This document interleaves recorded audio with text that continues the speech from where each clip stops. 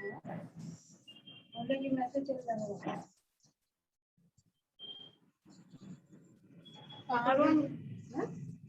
कहाँ भेजे हैं? ऑटोरा मैच करते हैं। हाँ, फिर ब्लैक कर दिए ना? कहाँ इसमें?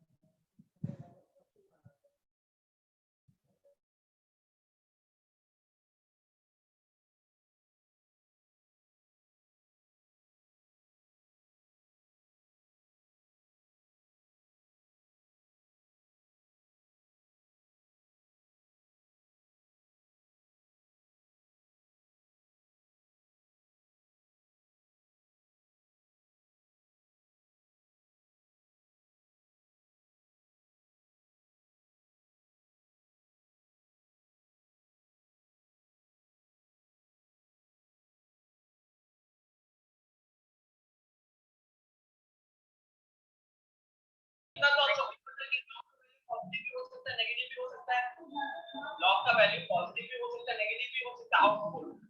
आउटपुट अगर मैं एक बार अंदर की चीजों की बात करें तो ए और बी हमेशा पॉजिटिव होते हैं। मतलब आप जिसका लॉग कैलकुलेट करते हो वो भी हमेशा पॉजिटिव होता है, बेस भी हमेशा पॉजिटिव होता है, और साथ ही साथ बेस हमारा नॉट इक्वल टू 1 होता है। ये सारे रीजंस कंडीशन वगैरह आपने फर्स्ट क्लास में डिस्कस किया हुआ है। और हमने दूसरी चीज ये डिस्कस की हुई है कि लॉग का आउटपुट, इसका जो आउटपुट होगा, output can be unmute yourself, negative और जीरो। नेगेटिव भी हो सकता है, जीरो भी हो सकता है। एग्जाम्पल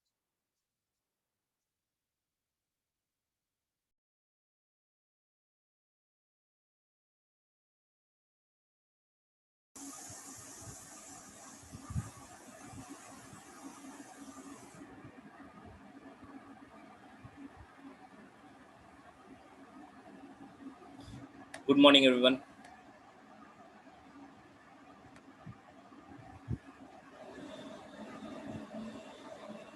So, स्टार्ट करते हैं हम लोग। देखिए, लास्ट क्लास में आई थिंक हम लोगों ने जो पढ़ा था, मैं देख लेता हूँ एक बार कि लास्ट क्लास में कब तक हुआ था। हाँ, माइटोकॉन्ड्रिया पढ़ रहे थे, है ना।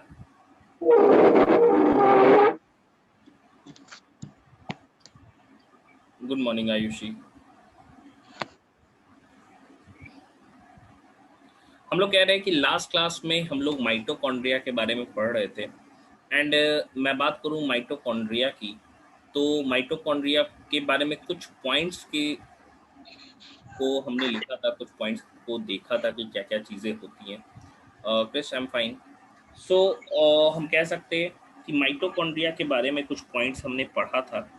अब उसी के स्ट्रक्चर को हमें देखना है कि क्या क्या चीज़ें उसमें रहती हैं, अंदर का इंटरनल स्ट्रक्चर कैसा होता है, कौन कौन से कंपोनेंट्स प्रेजेंट होते हैं, एंड साथ ही हम कह सकते हैं कि उसमें क्या फंक्शन होता है, क्या उसका रोल होता है, सेल के अंदर उसका क्या रोल रहता है, वो क्या करता है।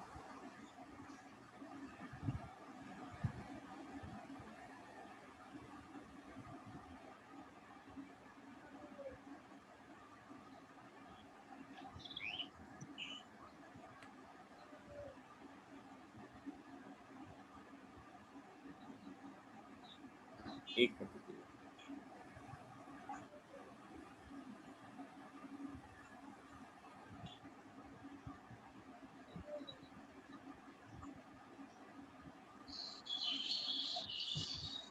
तो देखिए, लास्ट क्लास में हम लोगों ने देखा भी था माइटोकॉन्ड्रिया के बारे में। माइटोकॉन्ड्रिया के शेप वगैरह के बारे में हम लोगों ने देख लिया था, उसके नंबर को देख लिया था।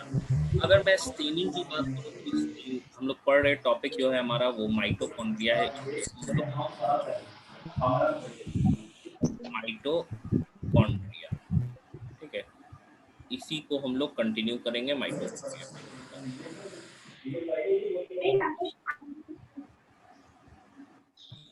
छोड़ो।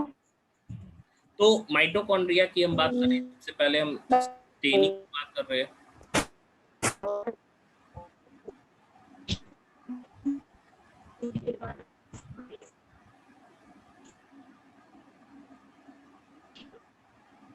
सबसे पहले स्टेनिंग की बात कर रहे हैं कि माइटोकॉन्ड्रिया कब स्टेन करके हमको नजर आएगा। तो एक सॉल्यूशन है जिसको जेनस ग्रीन बी सॉल्यूशन कहते हैं, by genus green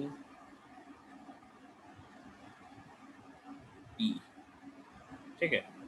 and mitochondria को हम power house of the cell, ये सब तो चीज़ें हम लोगों ने पढ़ा था। अब नेक्स्ट जो है माइटोकॉन्ड्रिया के स्ट्रक्चर को हमें पढ़ना है।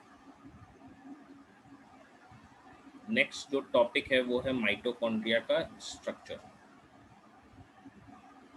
तो अगर स्ट्रक्चर की बात करें हम लोग, तो जब तक उसको स्टेन, क्योंकि माइटोकॉन्ड्रिया जैसे प्लास्टिड को हम लोग देखते हैं तो प्लास्टिड एक बड़ा ऑर्गेनल है, तो विदाउट स्टेनिंग भी वो नज़र आता है। लेकिन माइटोकॉन्ड्रिया की हम बात करें तो अनलेस वो स्पेसिफिकली स्टेन नहीं किया जाएगा इस सॉल्यूशन से, जेनस ग्रीन बी सॉल्यूशन से, तो तब तक वो विजिबल होता ही नहीं है। Visible only after staining, only after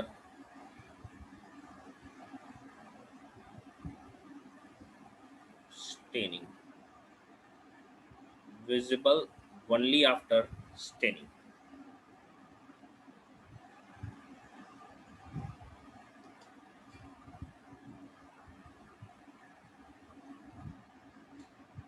ये स्ट्रक्चर इसका कैसा होता है, डबल मेम्ब्रेन होता है। डबल मेम्ब्रेन में दो चीज़ें हैं। अगर मैं दो मेम्ब्रेन की बात करूं तो डबल मेम्ब्रेन स्ट्रक्चर है। आउटर में क्या होता है, फॉस्फोलिपिड क्या होता है, ज़्यादा प्रेजेंट होता है। इनर वाले में क्या है, प्रोटीन ज़्यादा होता है, ठीक है। आउटर मेम्ब्रेन में more phospholipid, phospholipid,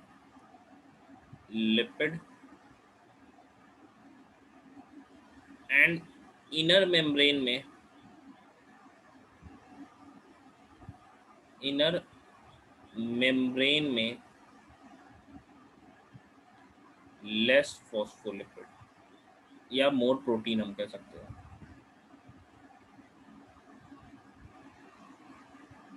more protein present होता है।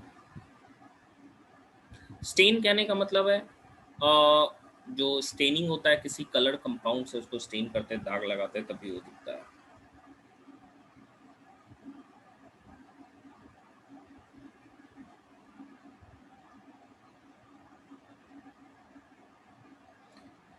दोनों मेम्ब्रेन की मैं बात करूं तो इसका थिकनेस 60 to 75 एंगस्ट्रॉम होता है, क्योंकि ये क्या है, बायो मेम्ब्रेन है। यूनिट मेम्ब्रेन मॉडल के हिसाब से रॉबर्टसन ने जो दिया था वो यही था कि जितने भी मेम्ब्रेन्स होते हैं ऑर्गेनलर या सेल मेम्ब्रेन, सारे के सारे सेम होते हैं।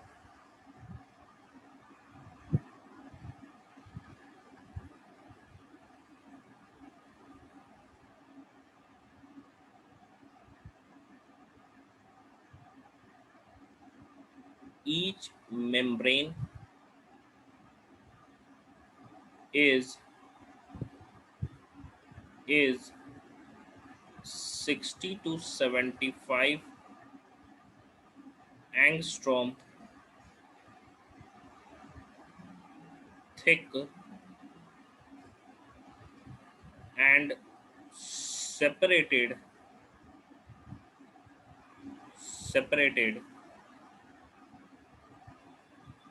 by a space of 50 to 100 angstrom, मतलब दोनों के बीच क्या होता है, स्पेस होता है, एंड इस स्पेस को पेरी माइटोकॉन्ड्रियल स्पेस कहते हैं। Peri mitochondrial, peri mitochondrial space, peri mitochondrial space, इसको हम लोग कहते हैं।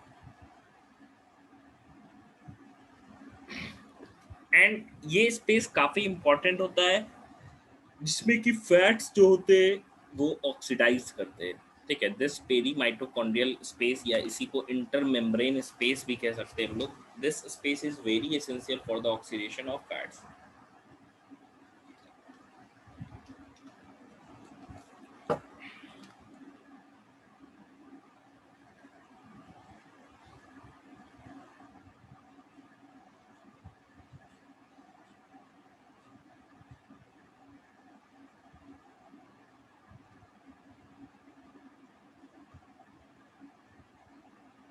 हो गया?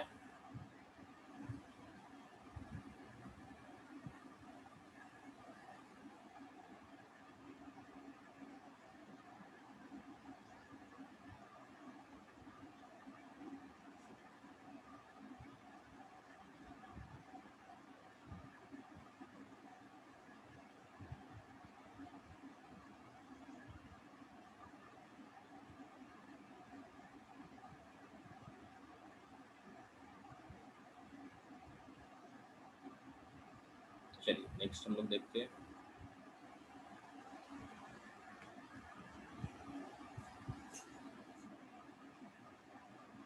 लिखेंगे this space is essential for oxidation of fats,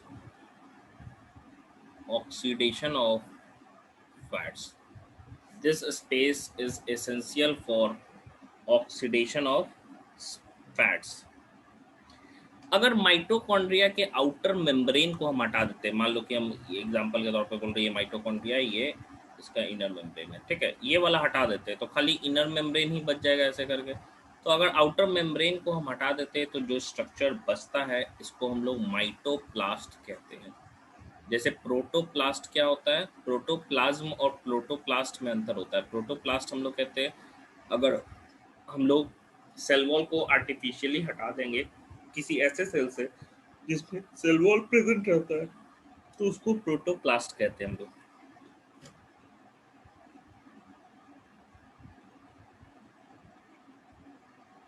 If outer membrane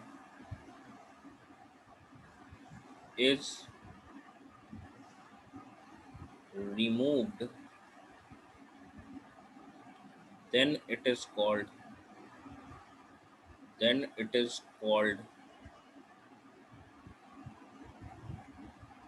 as mytoplast.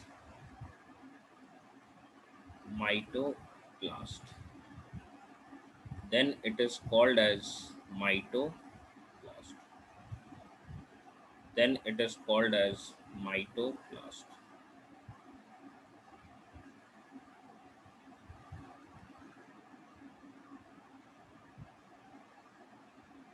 अब देखो ये आउटर सरफेस हम मान रहे हैं, समझने चीज, ये इनर सरफेस है या इनर मेम्ब्रेन है, ठीक है। तो इसका दो सरफेस हो गया, एक सरफेस ये हो गया outer surface of outer membrane, तो इसको हम लोग सी फेस कहते हैं, एंड अंदर वाले को इसको हम सी फेस के नाम से जानते हैं, आउटर सरफेस के ही, एंड इसका जो अंदर वाला सरफेस होगा ना इसको हम लोग एम फेस के नाम से जानते हैं, C face and M face.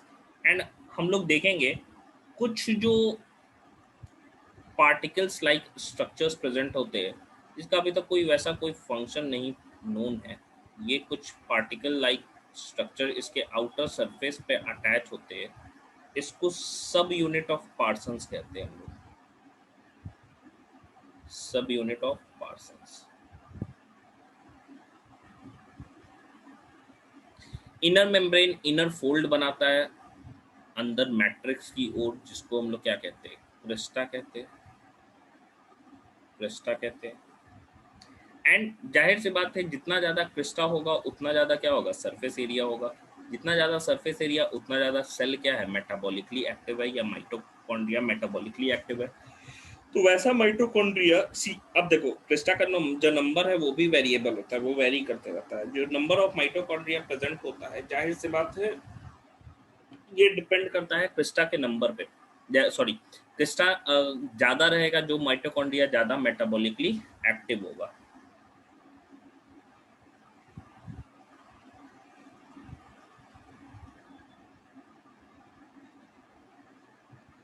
in metabolically in metabolically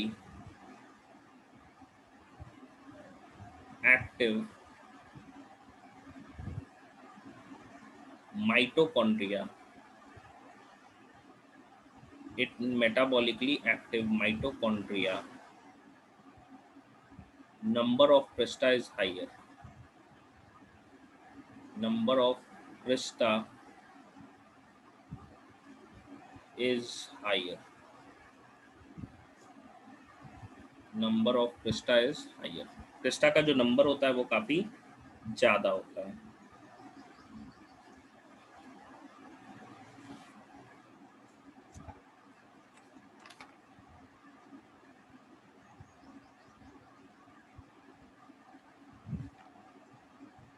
अब देखो क्रिस्टा पे हमको एक देखने को मिलता है, अगर मैं क्रिस्टा की बात करूं तो इस पे एक यूनिट होता है जिसका मेन काम होता है एटीपी का सिंथेसिस। एटीपी एक्चुअली बनता कैसे, समझना है इसको। एटीपी जो बनता है वो एक एंजाइमेटिक प्रोसेस है। एंजाइम जो रिक्वायर्ड होता है उसको एटीपेज कहते हैं, एंड एटीपेज के प्रेजेंस में एटीपी का सिंथेसिस होता है। तो हम कह सकते हैं कि एटीपी जो है वो सिंथेसाइज हो रहा है माइटोकॉन्ड्रिया के अंदर। एंड किस पार्ट में एटीपी का सिंथेसिस होता है वो भी हम लोग देखेंगे। साथ ही साथ क्या एक्चुअली प्रोसेस होता है एटीपी के सिंथेसिस में वो भी थोड़ा हम लोग देखेंगे। तो बहुत सारा हम कह सकते हैं यूनिट्स प्रेजेंट होता है जो इलेक्ट्रॉन को एक जगह से दूसरे जगह लेके जाता है, या इसी को इलेक्ट्रॉन ट्रांसपोर्ट सिस्टम या ईटीएस भी कहते हैं। एंड ईटीएस ये कहाँ पाया जाता है, इनर मेम्ब्रेन ऑफ माइटोकॉन्ड्रिया में, ठीक है। एंड कुछ इसमें पार्टिकल्स है, पार्टिकल्स का जो नाम है उसको हम लोग F1 F0 पार्टिकल, या एक साइंटिस्ट थे जिनका नाम फर्नांडस मोरान था, उन्हीं के नाम पे ये पार्टिकल्स का नाम रखा गया है। तो इसको फर्नांडस मोरान पार्टिकल भी कहते हैं, या इन्हीं को ऑक्सीजोम्स भी हम लोग कहते हैं। बहुत सारा नाम इसका दिया गया है, ठीक है। आपने पढ़ा भी होगा प्रीवियस क्लासेस में, कि क्या क्या चीज़ें हैं, ठीक है। तो हम कह सकते हैं बहुत सारी चीज़ें नज़र आ रही हैं, देखते हैं क्या क्या चीज़ें हैं भाई।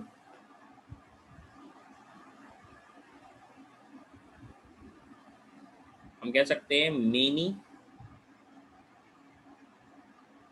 Electron carrier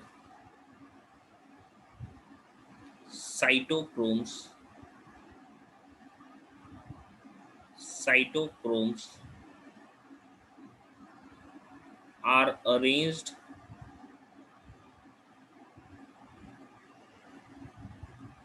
in a definite sequence in a definite sequence in inner membrane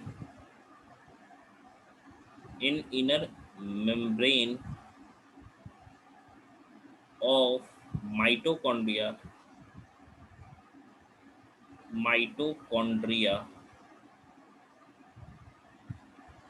which forms electron transport system, which forms electron transport system transport system which forms electron transport system, या इसी को हम ETS भी कहते हैं, इसी को हम लोग ETS भी कहते हैं।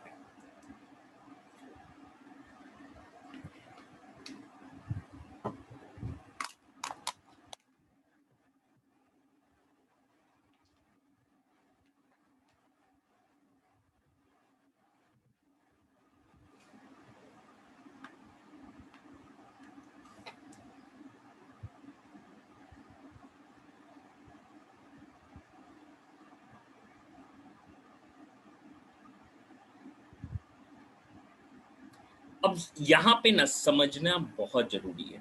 क्या है समझना, थोड़ा देखते हैं हम लोग कि समझना क्या जरूरी है। ये हो गया सबका?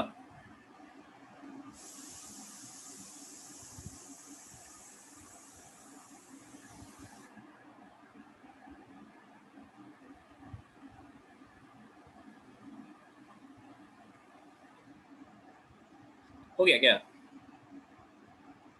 देखिए, अब जो हमें पढ़ना है एक्चुअली कैसे एटीपी का सिंथेसिस होता है, ये थोड़ा हमें देखना है, समझना है इस चीज़ को कि जैसे मान लो हम बना रहे हैं ये एग्जाम्पल के तौर पे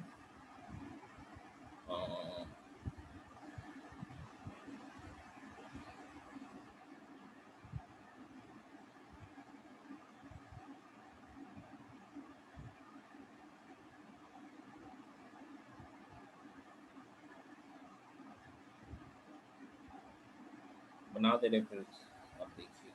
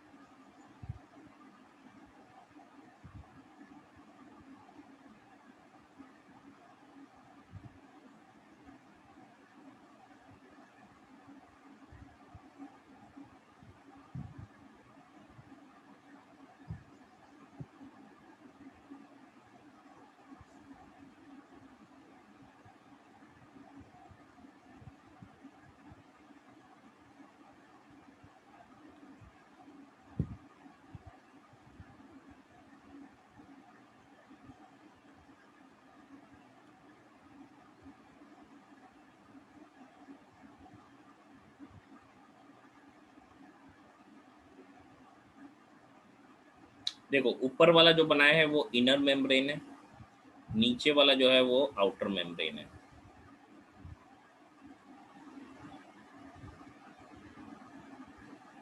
जैसा कि हम लोगों ने देखा कि बीच में जो स्पेस है इसको हम लोग क्या कहते हैं, पेरी माइटोकॉन्ड्रियल स्पेस कहते हैं। ये फ्लूइड मोज़ेक मॉडल हमने पढ़ा भी है कि क्या चीज़ें होती हैं, तो समझिएगा इस चीज़ को कि एक्चुअली में हो क्या रहा है।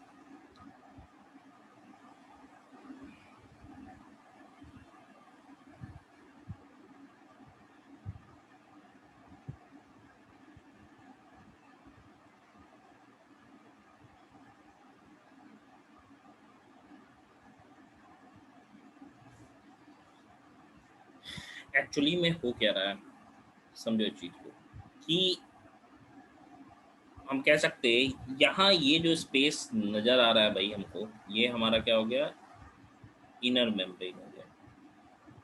इनर मेम्ब्रेन बायो मेम्ब्रेन है, फ्लूइड मोज़ेक मॉडल जैसा ही होगा। ये वाला क्या हो गया, आउटर मेम्ब्रेन। एंड अगर मैं इस तरफ बात करूं, इस तरफ बात करूं, तो ये एक्चुअली किधर का पार्ट हो गया, देखो ये अंदर का पार्ट है, ये पूरा का पूरा क्या हो जाएगा, मैट्रिक्स हो जाएगा। क्या ये जो है ये क्या हो जाएगा, मैट्रिक्स हो जाएगा। तो देख लेते हैं ये क्या है भाई, ये है मैट्रिक्स। ये है मैट्रिक्स।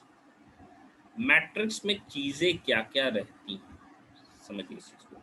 मैट्रिक्स में एक कंपाउंड है जिसको हम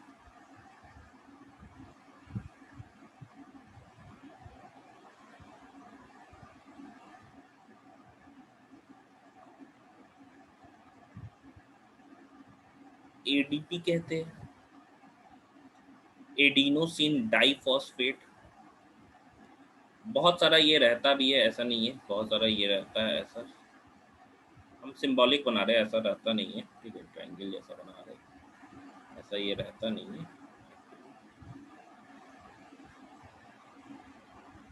एंड बहुत सारे अलग अलग क्या है, फॉस्फेट जो है वो भी प्रेजेंट होते हैं, ठीक है, बहुत सारे अलग अलग फॉस्फेट भी प्रेजेंट होते हैं। एंड ये जो कंपाउंड हमको दिख रहा है ट्रायंगल जैसा, ये क्या हो गया है, एडिनोसिन डाइफॉस्फेट, एडीपी कहते हैं इसको। और सिंगल जो घूम रहा है वो भाई वेगा बॉन्ड के जगह तरह जो घूम रहा है वो फॉस्फेट हो गया।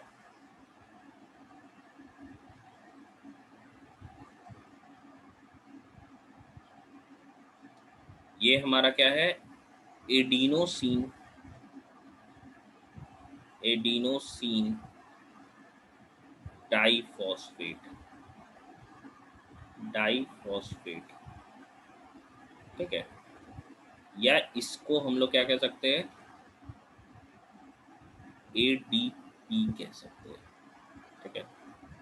एंड ये वाले क्या हो गए, ये वाले घूम जो रहे हैं ये है फॉस्फेट। अब क्या है, देखो ये जो स्ट्रक्चर नजर आ रहा है हमको एक तरीके से, इसमें दो पार्ट है।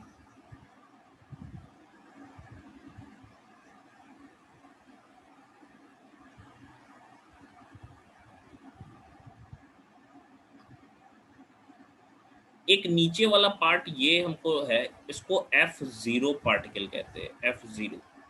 ये है F0 सब यूनिट। एंड ऊपर वाला जो है ये है, इसको F1 सब यूनिट कहते हैं हम लोग, सब यूनिट। अब देखो दोनों है क्या, F0 तो सिंपल एक हमको चैनल प्रोटीन की तरह नजर आ रहा है, क्योंकि वो कहाँ प्रेजेंट है, सेल मेम्ब्रेन के अंदर। एंड F1 जो सब यूनिट है वो हेड के रूप में प्रेजेंट होता है, इसको हेड भी कह सकते हैं हम लोग। एंड ये काम कैसे करता है, ये रहता क्या है भाई, तो ये है एक्चुअली हमारा एक एंजाइम की तरह काम करता है, जिसको एटीपेज एंजाइम कहते हैं, एटीपेज एंजाइम। एंजाइम हम लोग पढ़ेंगे बायोमोलिक्यूल चैप्टर में। एंजाइम लॉक एंड की हाइपोथेसिस पे काम करता है, समझना इस चीज को कि नॉर्मली एंजाइम करता क्या है, इसमें पॉकेट साइट होता है। तो नॉर्मली ये क्या है, ये इसमें फंस नहीं पाएगा, ठीक है। हम कह रहे हैं ये आपस में, अब देखो दोनों को रिएक्ट करना है, किसके बीच, एडीपी और फॉस्फेट के बीच। तो दोनों इतना करीब नहीं आ पाता है नॉर्मली। एंजाइम करता क्या है, ये यहाँ आके फिट हो जाएगा, ये वाला यहाँ फिट हो जाएगा, दोनों के बीच रिएक्शन होगा, रिएक्शन करके निकल जाएगा।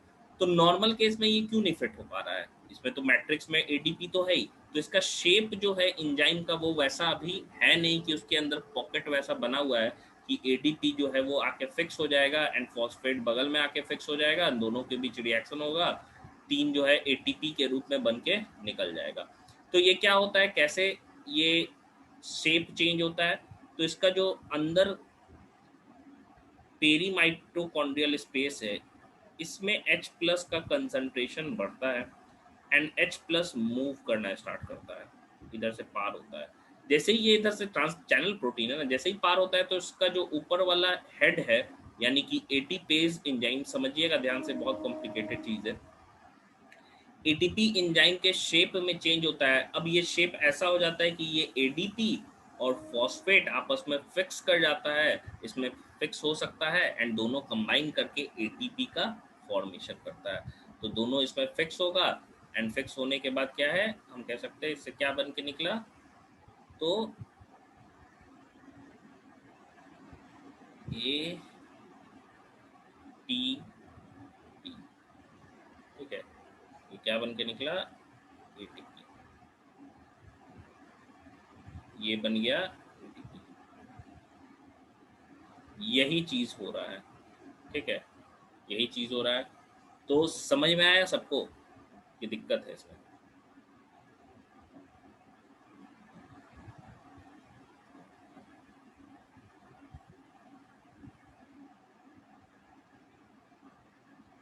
फिर से रिपीट करते हैं, पहले बना लीजिए, मैं रिपीट कर दे रहा हूँ।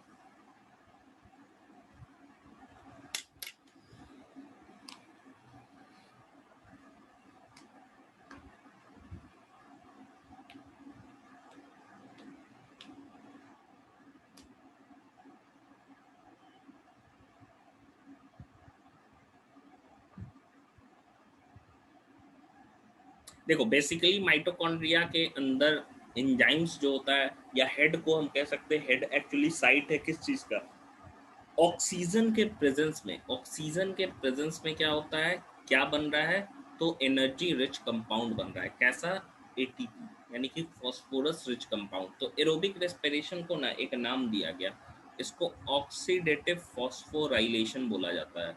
ऑक्सीडेटिव कहने का मतलब ऑक्सीजन के प्रेजेंस में, एंड फॉस्फोराइलेशन कहने का मतलब फॉस्फोरस रिच एनर्जी कंपाउंड यानी कि ATP.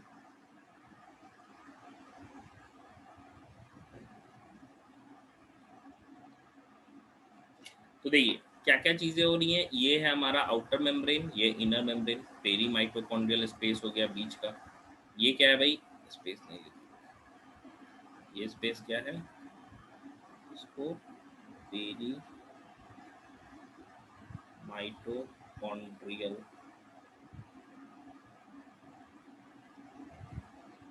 Space, peri mitochondrial space. Peri mitochondrial space की हम बात कर रहे हैं, तो ये जो स्पेस है इन दोनों के बीच का स्पेस है।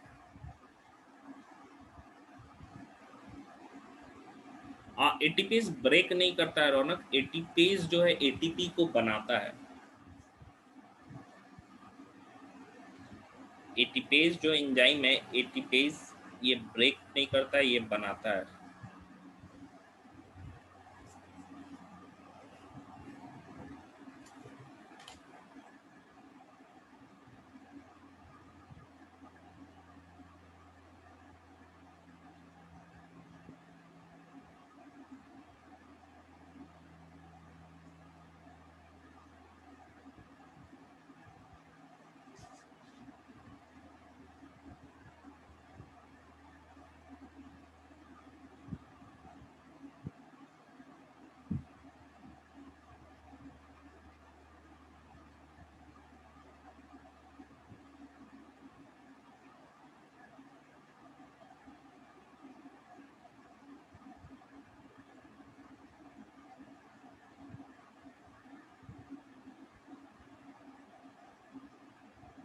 हो गया, बन गया।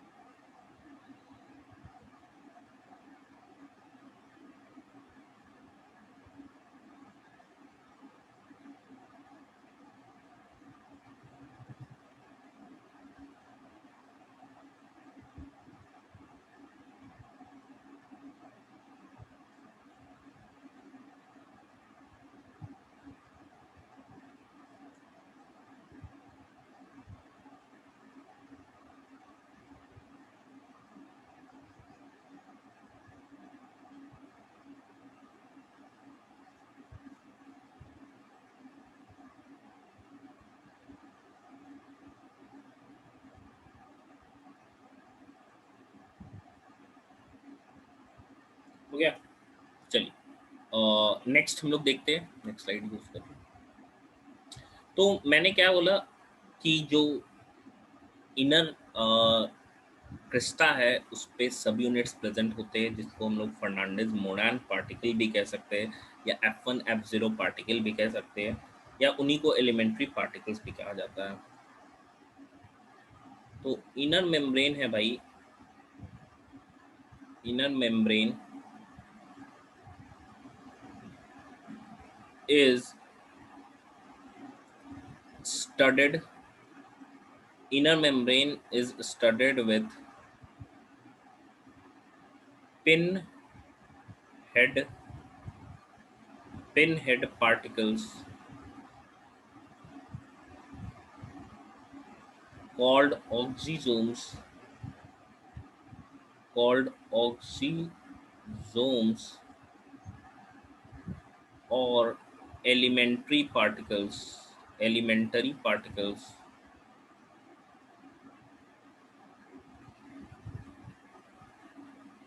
elementary particles, or F1 F0 particles, जिसका नंबर हम लोग देखें तो 10 to the power 4 to 10 to the power 6 in number है, 6 in number. These particles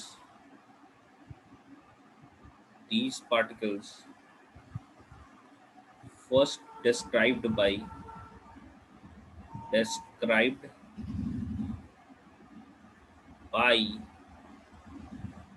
Fernandez Moran, Fernandez Moran, Fernandez Moran, Fernandez Moran.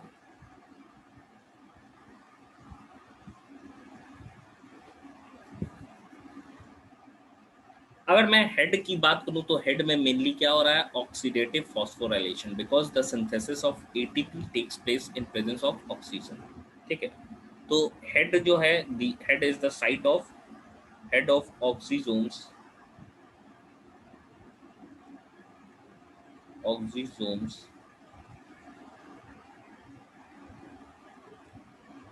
is concerned with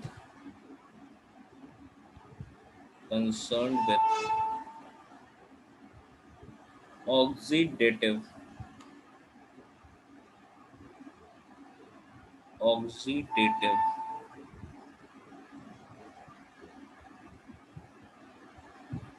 phosphorylation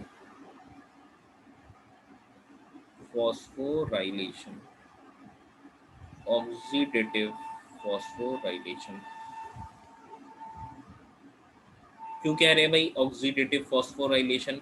क्योंकि ATP का formation हो रहा है, क्योंकि एक फॉस्फोरस रिच कंपाउंड है, फॉर्मेशन ऑफ एटीपी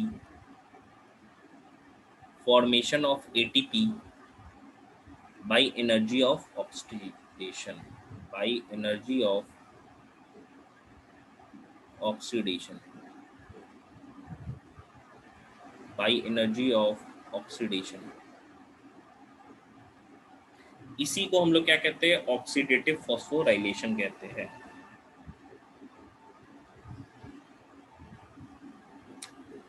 अगर मैं एंजाइम्स की बात करूं जो कि क्रेब साइकिल में चाहिए होता है, तो वो एंजाइम्स माइटोकॉन्ड्रिया के मैट्रिक्स के अंदर पाया जाता है। एंड एंजाइम्स के साथ साथ हम कह सकते हैं और भी पूरा का पूरा प्रोटीन सिंथेसिस मशीनरी रहता है माइटोकॉन्ड्रिया के अंदर, यानी कि डीएनए, आरएनए और राइबोसोम्स याद रखिएगा, राइबोसोम जो टाइप ऑफ राइबोसोम 70s पाया जाता है एक्सेप्ट मैमल में, बाकी ऑर्गेनिज्म में 70s पाया जाता है। मैमल्स के केस में, मैमल्स के माइटोकॉन्ड्रिया में 55s राइबोसोम पाया जाता है। ये डिफरेंस है।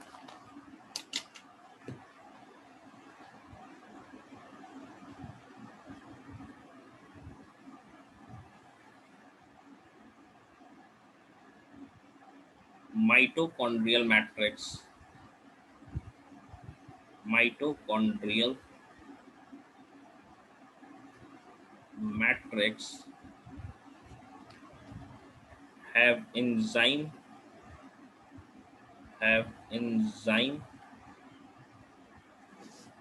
for Krebs cycle, Krebs cycle.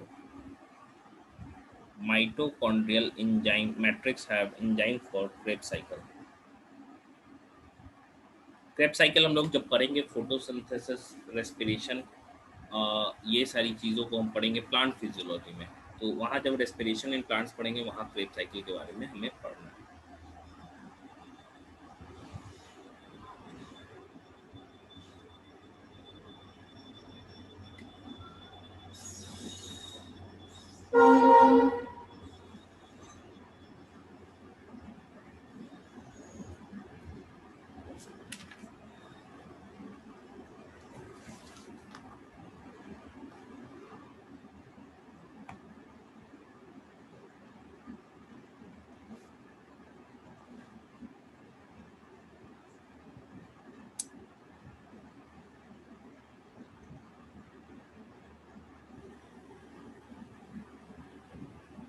हो गया.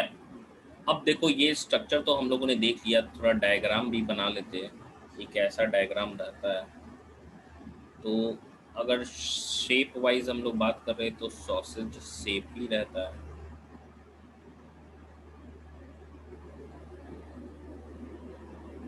या हम कैप्सूल शेप भी बोल सकते हैं एक तरीके से.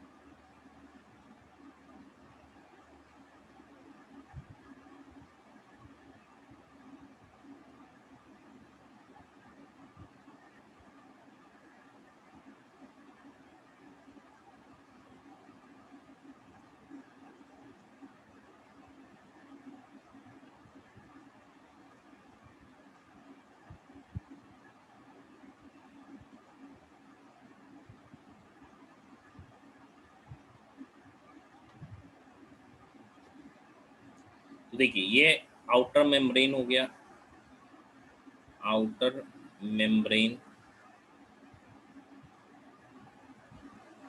ये वाला इनर मेम्ब्रेन हो गया, इनर मेम्ब्रेन.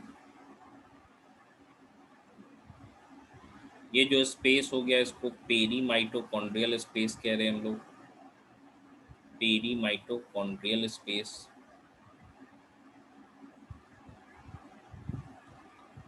स्पेस ठीक है. फिर हम कह सकते हैं इसके बाद इसके अंदर जो चीज़ें प्रेजेंट हैं ये हम कह सकते हैं यूनिट्स हैं जिनको ऑक्सीजोम्स कहते हैं. ये क्रिस्टा पे पूरे के पूरे क्रिस्टा पे भी पाए जाते हैं. ऐसा नहीं है कि सिर्फ क्रिस्टा ही पे पाए जाते हैं, ये पूरा का पूरा इनर मेम्ब्रेन पे पाया जाता है. क्रिस्टा का सिर्फ काम ये है कि वो सरफेस एरिया को बढ़ाता है, जैसा कि हम लोगों ने विलस को भी देखा है. तो ये पूरे सरफेस एरिया पे ऐसे स्ट्रक्चर पूरे इनर सरफेस पे पाए जाते हैं. मेन काम इसका क्या है, एटीपी का सिंथेसिस, एटीपी का सिंथेसिस. ऐसे स्ट्रक्चर्स पाए जाते हैं. ठीक है, ये स्ट्रक्चर्स क्या हो गए भाई, ऑक्सीजोम्स हो गए, या इन्हीं को हम लोग क्या कह रहे हैं, F1 पार्टिकल या F1 F0 पार्टिकल कहते हैं. ये हो गए F1 F0 particle. F1 head हो गया, F0 ट्रांसमेम्ब्रेन प्रोटीन या फिर चैनल प्रोटीन के नाम से जानते हैं हम लोग. एक ही सर्कुलर डीएनए प्रेजेंट होता है इसके अंदर, एक सर्कुलर डीएनए, जस्ट लाइक जो प्रोकैरियोटिक होते हैं उनमें भी एक ही सर्कुलर डीएनए प्रेजेंट होता है. एंड ये डीएनए में दो नाइट्रोजिनस बेसेस का ज़्यादा क्वांटिटी प्रेजेंट होता है, एक है ग्वानिन, दूसरा है साइटोसिन. तो हम कह सकते हैं सर्कुलर एम्प्टी डीएनए. देखो एम्प्टी डीएनए माइटोकॉन्ड्रियल डीएनए को हम लोग कहते हैं, एम्प्टी डीएनए जो कि जीसी रिच होता है. जीसी मतलब गुआनिन साइटोसिन रिच होता है, जीसी रिच होता है. ठीक है, इसके अंदर राइबोसोम्स भी पाए जाते हैं, इसके अंदर राइबोसोम्स भी पाए जाते हैं. ये है ribosomes. Ribosomes normally 70s type का पाया जाता है, लेकिन यहीं पे क्या है, एक्सेप्शन है मैमल्स के केस में। मैमल्स के केस में 55s टाइप का राइबोसोम पाया जाता है। 55s 2 यूनिट्स से मिलके बना हुआ है, एक है 35s, दूसरा है 25s। ठीक है, तो ये हमारा राइबोसोम्स भी हो गया। ये जो फिंगर लाइक प्रोजेक्शंस नज़र आ रहा है इसको हम क्रिस्टा बोलते हैं। अंदर में क्या है भाई, अंदर में तो मैट्रिक्स बड़ा हुआ है। ये जो कंपोनेंट हमको नज़र आ रहा है ये क्या हो गया, ये तो मैट्रिक्स हो गया।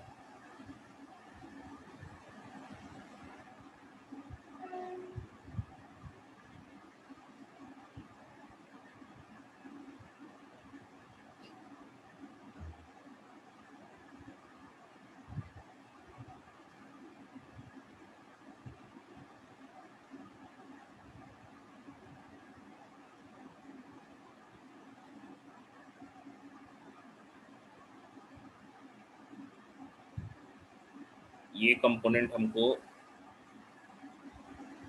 मैट्रिक्स,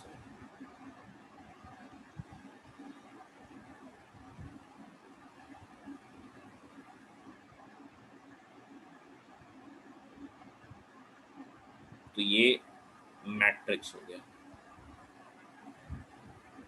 ठीक है, मैट्रिक्स में ही इंजाइम है किस चीज़ का, क्रेब साइकिल का। ठीक है, मैट्रिक्स में ही इंजाइम है किसका, क्रेब साइकिल का। अब देखिए इसके बाद और क्या चीज़ें हैं, हम कह सकते हैं कि इसमें अपना कुछ इंजाइम भी प्रेजेंट होता है जो कि माइटोकॉन्ड्रिया खुद रेप्लिकेट भी कर सकता है। जैसे कुछ इंजाइम्स का नाम है, जैसे इंजाइम्स हम बोले भाई, कुछ इंजाइम्स पाए जाते हैं जैसे डीएनए पॉलीमरेज या आरएनए पॉलीमरेज हम कह सकते हैं। ये सब एंजाइम जो है वो रेप्लिकेशन के काम आते हैं। ये है DNA polymerase enzyme. Polymerase, polymer मतलब होता है कि रिपीटिशन से कुछ चीज़ बना, तो यहाँ डीएनए पॉलीमरेज मतलब डीएनए को रिपीट करेगा। आरएनए पॉलीमरेज हम बोल रहे हैं, पॉलीमरेज। तो ये हमारा स्ट्रक्चर हो गया किसका, माइटोकॉन्ड्रिया का। नहीं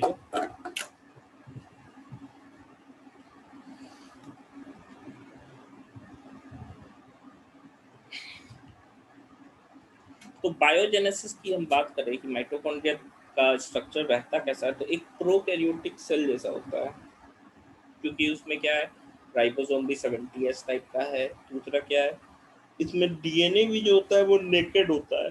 नेकेड कहने का मतलब इसके अंदर नॉर्मल यूकैरियोटिक सेल में क्या होता है कि डीएनए के सॉरी क्रोमोसोम्स के अंदर क्या होता है, हिस्टोन प्रोटीन प्रेजेंट होता है। इसका डीएनए विदाउट हिस्टोन होता है, जैसे कि प्रोकैरियोटिक का होता है। तो इसका बहुत सारा रिजेम्बलेंस है कि ये प्रोकैरियोटिक सेल जैसा दिखता है। ये भी डिवाइड करता है बाइनरी फ्यूजन से।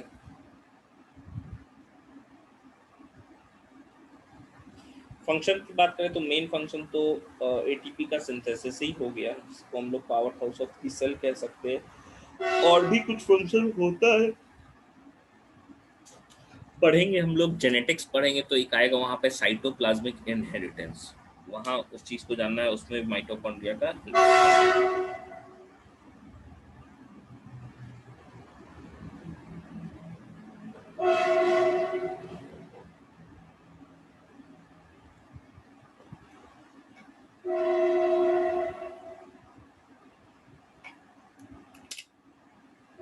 हाँ बिल्कुल श्रेयांश, माइटोकॉन्ड्रिया देखो इनिशियली क्या होगा, मेस के स्टेरिलिटी में, बिल्कुल लो जब इनहेरिटेंस भी बोलते हैं।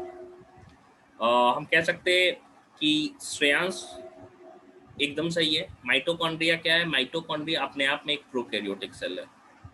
ठीक है, तो समझो प्रोकैरियोटिक आया होगा पास पास, फिर और भी कंपोनेंट जुड़ गए होंगे तो यूकैरियोटिक बन गया होगा।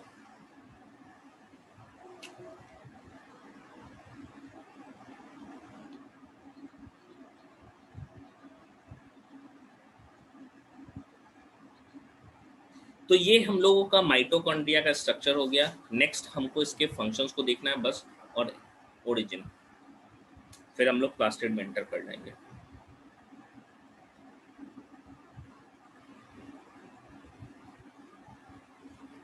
हो गया, बन गया है।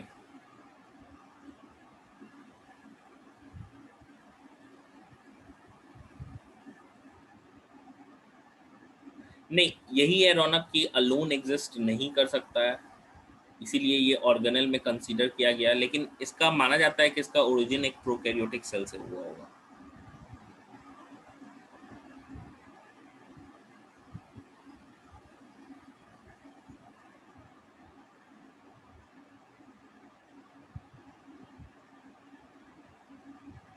हाँ बिल्कुल शायद, जो डबल मेम्ब्रेन है और सबके कंपैरिजन में ज़्यादा इवॉल्व है।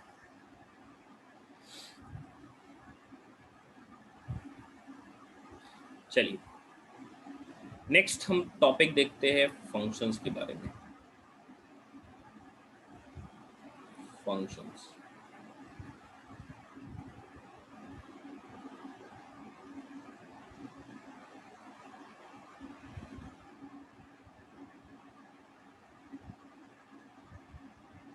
फंक्शंस की बात करें तो माइटोकॉन्ड्रिया क्या है भाई? Site of aerobic respiration, aerobic respiration, जिसके वजह से power house of the cell कहते हैं क्योंकि एटीपी प्रोड्यूस होता है। सेकंड हम कह सकते हैं नेक्स्ट फंक्शन क्या है भाई? तो नेक्स्ट फंक्शन है कि in cytoplasmic inheritance, cytoplasmic inheritance, inheritance में हेल्प करता है। साथ ही साथ हम कह सकते हैं कि वाइटेलोजेनेसिस में भी हेल्प करता है। मतलब जो योग सिंथेसिस है ना, उसको माइटोकॉन्ड्रिया ही करता है।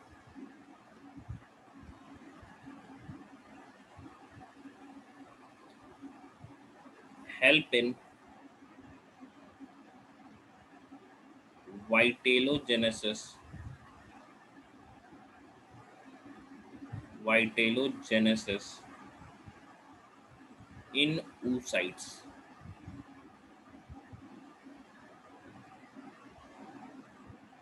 वाइटेलोजेनेसिस इन oocytes।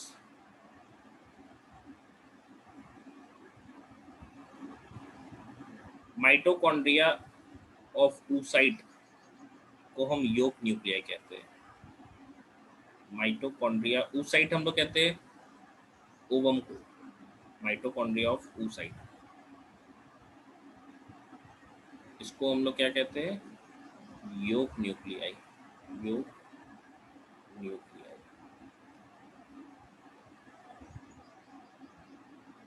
इसको हम लोग योग न्यूक्लियाई के नाम से जानते हैं।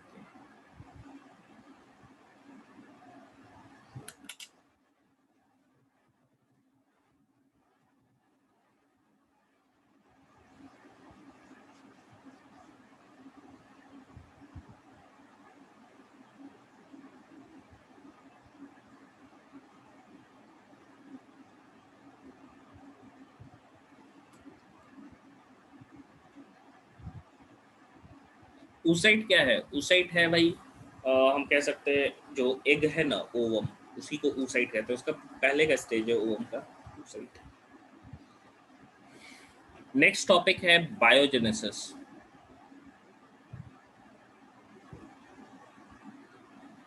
बायोजेनेसिस, बायोजेनेसिस कहने का मतलब कहाँ से ये पैदा हो रहा है, कैसे हमको पता चल रहा है। तो बायोजेनेसिस की हम बात करें भाई, तो हम कह सकते हैं from purple, from purple sulphur bacteria, from purple sulphur bacteria और prokaryotic prokaryotic cells. Prokaryotic cells, because mitochondria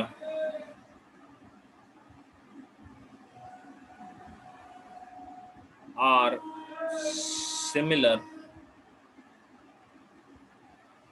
similar to prokaryotic cell. Prokaryotic cell in किन चीजों में सिमिलर है? सबसे पहला जो चीज है भाई, type of DNA. Type of DNA, इसका भी डीएनए कैसा है? हम कह सकते हैं डीएनए का जो सीक्वेंस है उसमें सिमिलरिटी है कि कैसे सीक्वेंस प्रेजेंट होगा। डीएनए सीक्वेंस, डीएनए सीक्वेंस के साथ डबल मेम्ब्रेन हो गया। डबल मेम्ब्रेन, डबल मेम्ब्रेन के साथ हम बोल सकते हैं सर्कुलर है। सर्कुलर के साथ नेकेड है। नेकेड कहने का मतलब क्या हो गया? Without histone. Without histone, histone protein बोलते हैं। And GC rich, guanine cytosine rich, जैसा कि मैंने लिखा था। तो टाइप ऑफ डीएनए में सिमिलरिटी है, तो हम कह सकते हैं कि भाई ये तो बैक्टीरिया से ही ओरिजिनेटेड है। दूसरा और भी चीज़ें हैं, ऐसा नहीं है कि सिर्फ और सिर्फ डीएनए में सिमिलरिटी है तो हम लोग बोल देंगे, और भी चीज़ों में सिमिलरिटी है एक्चुअली। जैसे हम कह सकते हैं सिमिलरिटी जो है वो टाइप ऑफ राइबोसोम्स में भी है, जो कि 70S टाइप का होता है। लेकिन वहीं पे मैंने बताया था मैमल्स के केस में 55S type of ribosome present होता है। एक एंटीबायोटिक होता है क्लोरामफेनिकोल। क्लोरामफेनिकोल नॉर्मली जितने भी बैक्टीरिया उसको अफेक्ट करता है उनकी ग्रोथ को रिस्ट्रिक्ट करता है। उसी तरीके से माइटोकॉन्ड्रिया भी है, इस एंटीबायोटिक के खिलाफ क्या है? सेंसिटिव है, उसके उसके प्रेजेंस में ये ग्रो नहीं कर पाता है। एंड लास्टली क्या है? ये भी बाइनरी फ्यूजन से डिवाइड करता है, जैसे कि नॉर्मल बैक्टीरियल सेल करता है।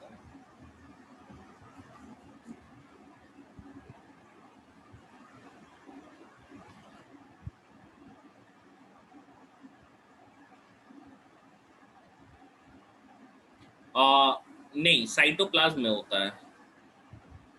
शांस एनारोबिक रेस्पिरेशन साइटोप्लाज्म में ही होता है। ठीक है, तो यहाँ तक बायोजेनेसिस में पहला पॉइंट जो है।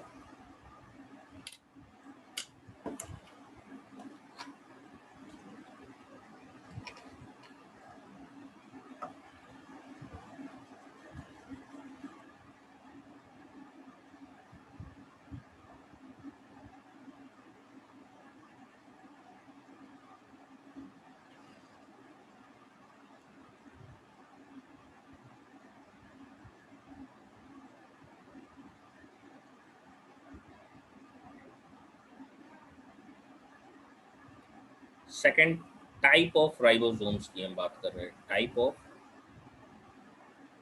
राइबोसोम्स जो कि कितना है? 70S टाइप का है। ठीक है। थर्ड हम बात कर रहे हैं किसकी भाई? Sensitivity with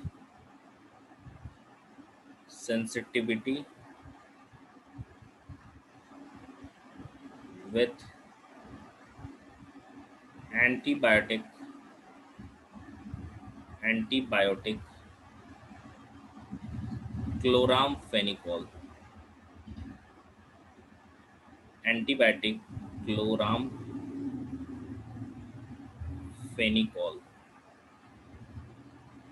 chloramphenicol. And lastly क्या है? ये भी डिवाइडेड बाय बाइनरी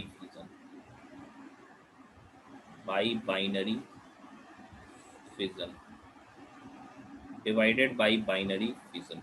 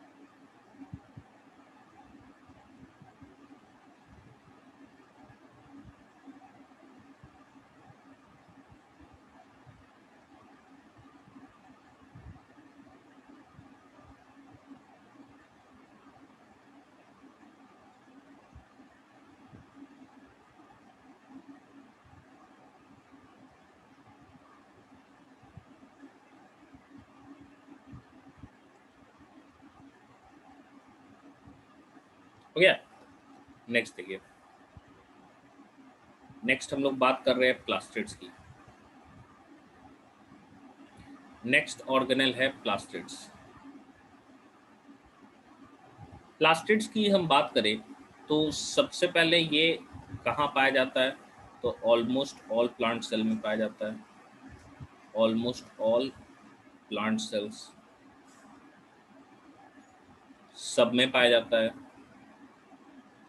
यूग्लिनोइड्स में पाया जाता है, यूग्लिना जिसको हम लोग कहते हैं यूग्लिनोइड्स, उनके केस में ये हमको देखने को मिलता है।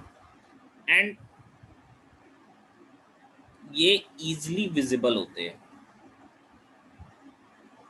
इजीली विजिबल होते हैं। क्यों भाई? क्योंकि मैंने बताया भी है कि माइटोकॉन्ड्रिया की तुलना में काफ़ी लार्ज होता है। Visible under microscope. अब विजिबल इतना भी बड़ा नहीं है कि नेकेड आई से दिख जाए, लेकिन विदाउट स्टेनिंग दिखता है। Microscope, microscope easily visible under microscope as they are large, as they are large organelle, as they are large organelle। ठीक है, इसको हम लोग कह सकते हैं कि प्लास्टिड जो होते हैं वो क्योंकि लार्ज होते हैं तो बड़ा आसानी से दिख सकता है।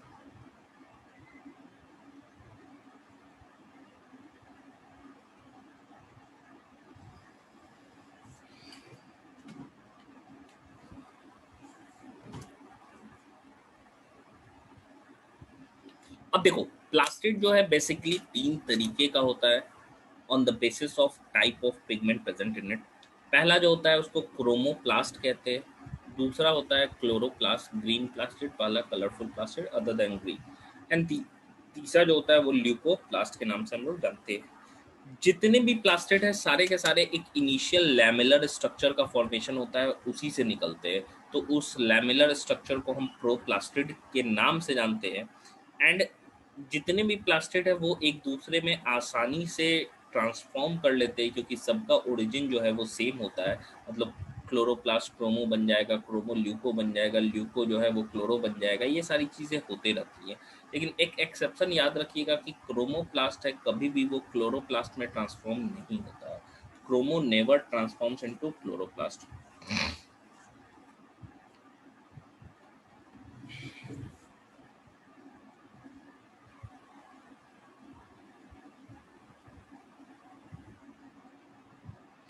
हम कह सकते हैं नेक्स्ट जो टॉपिक है हमारा वो है types of plastids.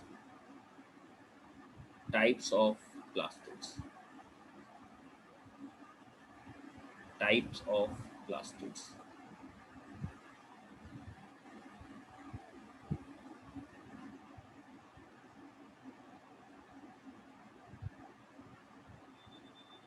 Types of plastids.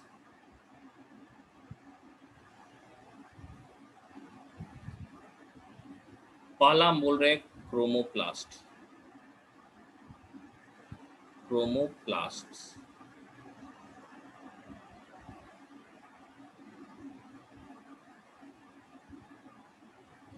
Chromoplast की हम बात कर रहे हैं तो जाहिर सी बात है ये क्या है, कलरफुल प्लास्टिड है। एंड कलरफुल प्लास्टिड होने के चलते एक्चुअली होता क्या है, बहुत सारे कलरफुल पिगमेंट इसके अंदर प्रेजेंट होते हैं, जैसे कैरोटीन हो गया, ज़ैंथोफिल हो गया, और भी पिगमेंट है जैसे लाइकोपीन हो गया, एंथोसाइनिन हो गया, एंथोक्लोर हो गया, ये सारी चीज़ें प्रेजेंट होती हैं। तो हम कह सकते हैं कि मेनली कलरफुल पिगमेंट बहुत सारे हैं। क्रोमोप्लास्ट में कुछ कलरफुल पिगमेंट प्रेजेंट होते हैं, लेकिन हम कह सकते हैं क्रोमोप्लास्ट जो है वो रिस्पॉन्सिबल होता है कलरफुल प्लांट पार्ट के लिए। जैसे हम कह सकते हैं फ्रूट्स हो गया, जैसे लीफ हो गया, कभी कलरफुल देखने को हमें मिलते हैं।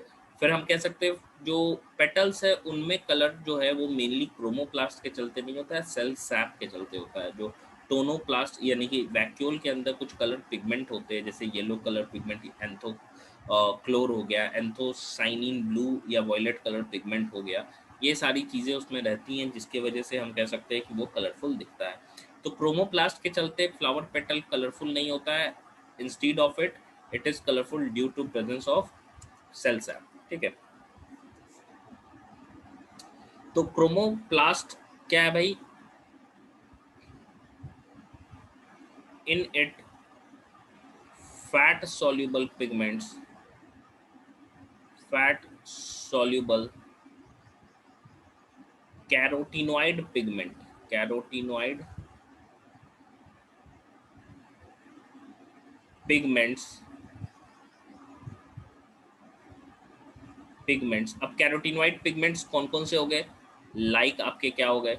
लाइक हम कह सकते हैं कैरोटीन हो गया, कैरोटीन,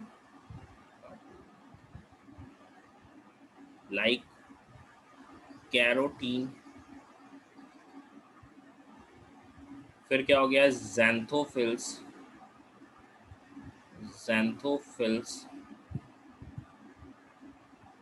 ज़ैंथोफिल्स एक्सेट्रा। दिस गिव, अब अलग अलग कंसेंट्रेशन में रहेगा, ठीक है, अलग अलग कंसेंट्रेशन में रहेगा तो डिफरेंट कलर देगा, रेड, ऑरेंज, येलो हम कह सकते हैं। ये सारे कंपोनेंट्स मिलके कलर प्रोवाइड करते हैं। This gives yellow, orange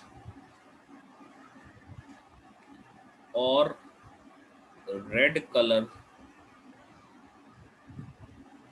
to the part of the plant, red color to the part of the plant,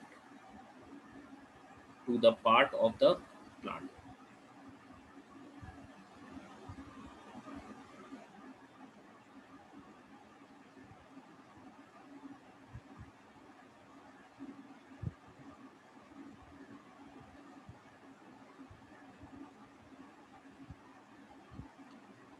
Found in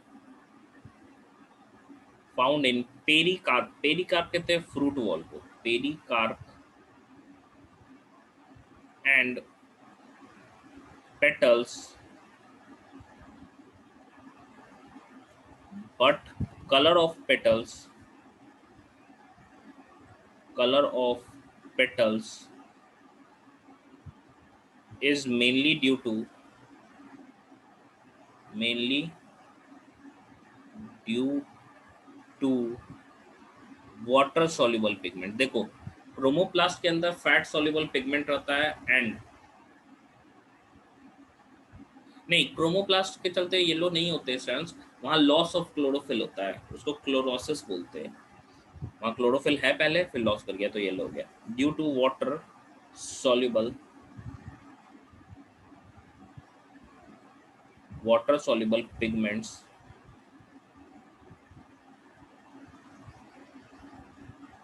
occur in cell sap। For example क्या हो गया, मैंने बताया एंथोसाइनिन और एंथोक्लोर हो गया।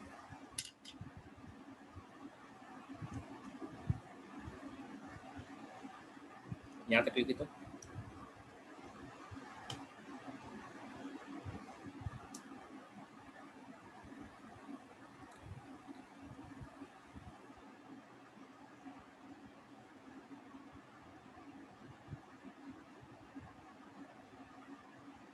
नहीं, सेल सैप थाइलाकॉइड को नहीं बोलते रौनक, सेल सैप बोलते हैं हम लोग क्लोरोप्लास्ट के बाहर है, ये वैक्यूल के अंदर जो लिक्विड भरा है ना उसको सेल सैप कहते हैं।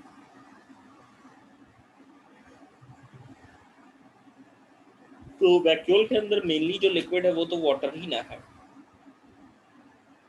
इसीलिए वाटर सॉल्युबल पिगमेंट्स हो गए।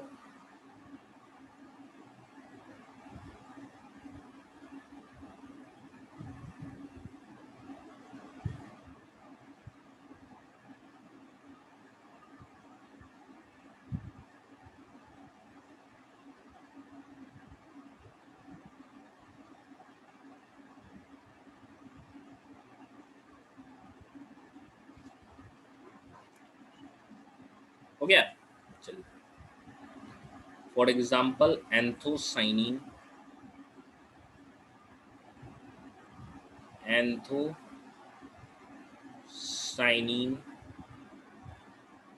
एंथोसाइनिन हम लोग किसको कह रहे हैं? ब्लू और ब्लू पिगमेंट है, ब्लू और वॉयलेट और रेड कलर पिगमेंट या रेड पिगमेंट।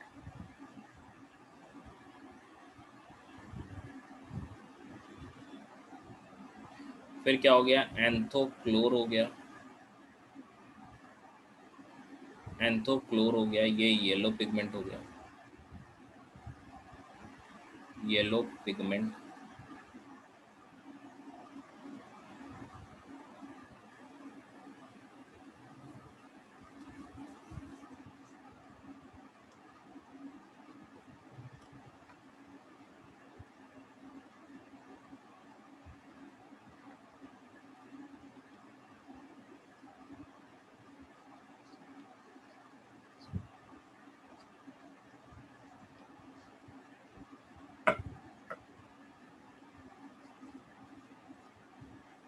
हो गया। तो ये हमारा पहला जो था वो क्रोमोप्लास्ट था। दूसरे की हम बात कर रहे हैं वो है क्लोरोप्लास्ट। क्लोरोप्लास्ट क्लोरोप्लास्ट जाहिर सी बात है, हम कह सकते हैं ग्रीन कलर्ड पिगमेंट प्रेजेंट होता है, क्लोरोफिल होता है, contain chlorophyll, contain chlorophyll and carotenoids. Carotenoids भी इसमें प्रेजेंट होता है, कैरोटीनॉइड सब में प्रेजेंट होता है एंड कैरोटीनॉइड्स। कैरोटीनॉइड्स हम लोग जब फोटोसिंथेसिस प्लांट फिजियो में पढ़ेंगे तो वहाँ देखेंगे कि कैरोटीनॉइड्स का क्या फंक्शन होता है।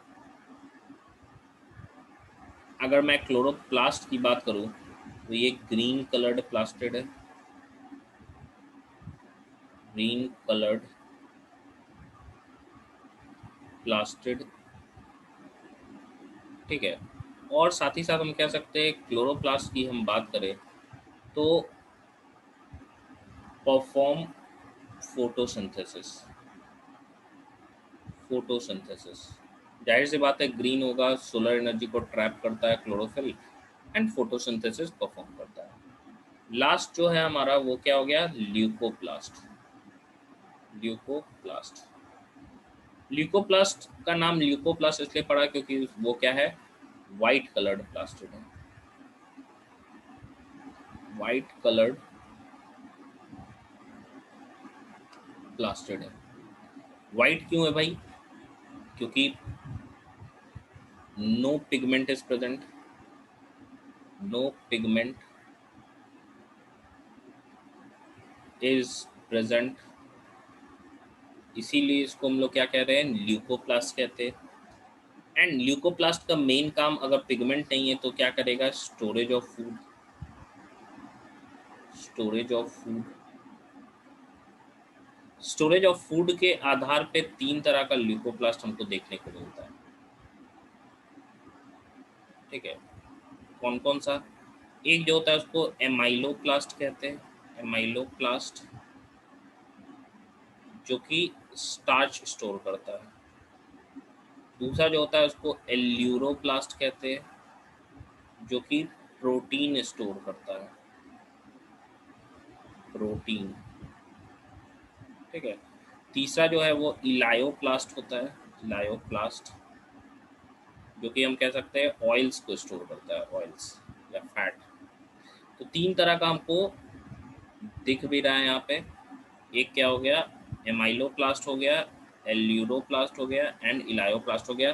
This type of leucoplast is based on the type of food it stores actually, ठीक है। कौन सा फूड टाइप को स्टोर कर रहा है वही डिसाइड करता है कि कैसा वो प्लास्टिड या ल्यूकोप्लास्ट होगा।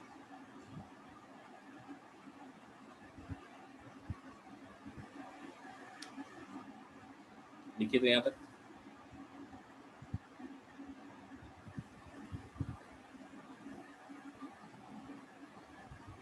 तो देखिए ये हम लोगों ने प्लास्टिड के तीनों टाइप को देख लिया। जितने भी प्लास्टिड है मैंने जैसे बताया कि जितने भी प्लास्टिड्स होते हैं वो सारे सारे के सारे जो है वो प्रो प्लास्टिड से ही जनरेट करते हैं, क्योंकि एक नॉन लैमिलर मतलब कि एक बैग लाइक स्ट्रक्चर है, अंदर कोई उसके थाइलाकॉइड्स वगैरह नहीं बना है। एंड जितने भी प्लास्टिड क्योंकि उनका जेनेटिक मटेरियल सेम है, एक ही जगह से ओरिजिन है, तो आपस में एक दूसरे में ट्रांसफॉर्म कर सकते हैं बिल्कुल लेकिन क्रोमो क्लोरो कभी नहीं बनेगा। लिखिए तो यहाँ तक।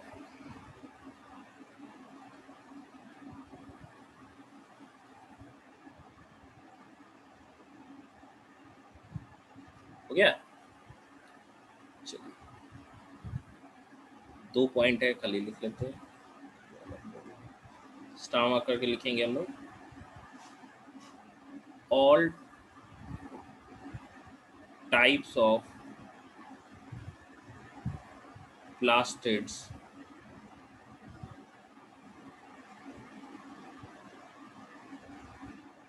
all types of plastids have common origin have common origin from proplastids. Proplastids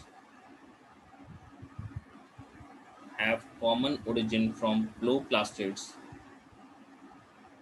sac-like, non-lamellar,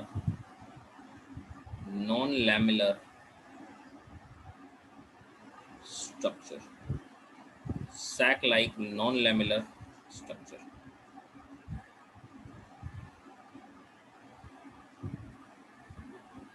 हम कह सकते हैं different types of plastids types of plastids different types of plastids may transform from from one form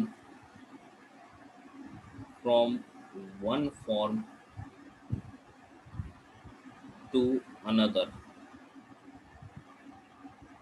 from one form to another because genetic material genetic material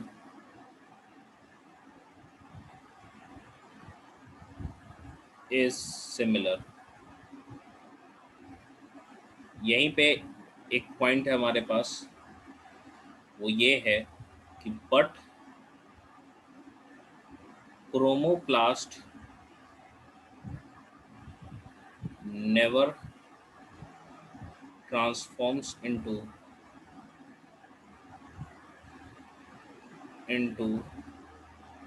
chloroplasts। ये चीज हमको देखने को मिलता है, ये हमारा ऑब्जर्वेशन है। क्रोमो क्लोरो नहीं बन पाता है।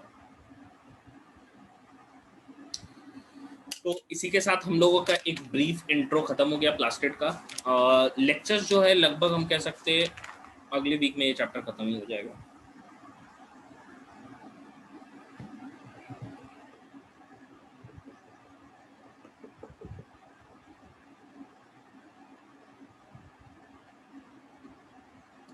ठीक है, तो यहीं तक हम लोग रहने देते हैं। नेक्स्ट है स्ट्रक्चर बनाना है, इसमें टाइम लगेगा, तो वो हम लोग नेक्स्ट क्लास में बनाएंगे।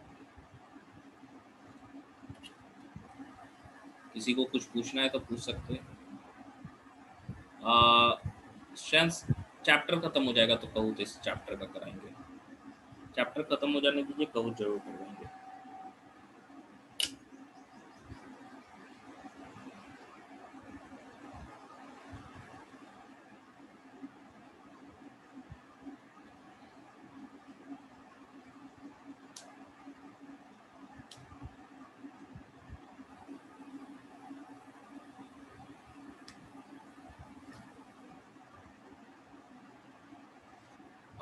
रेफरेंस बुक के लिए कोई भी ले लीजिए, दिनेश का ले लीजिए बुक, कोई दिक्कत नहीं है।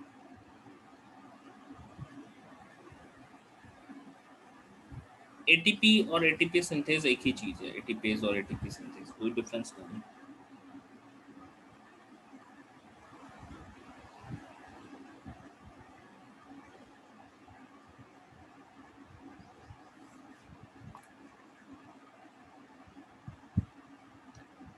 हो गया? और कुछ पूछना है किसी को? नहीं?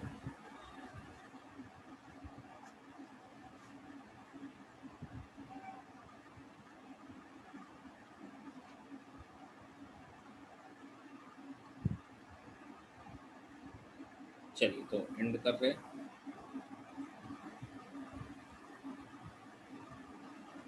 हाँ, ट्रूमेंस भी ले सकते हो, बिल्कुल ट्रूमेंस तो बहुत अच्छी बुक है, लेकिन उसमें बहुत ज़्यादा दिया हुआ है, बहुत ज़्यादा मत पढ़ना।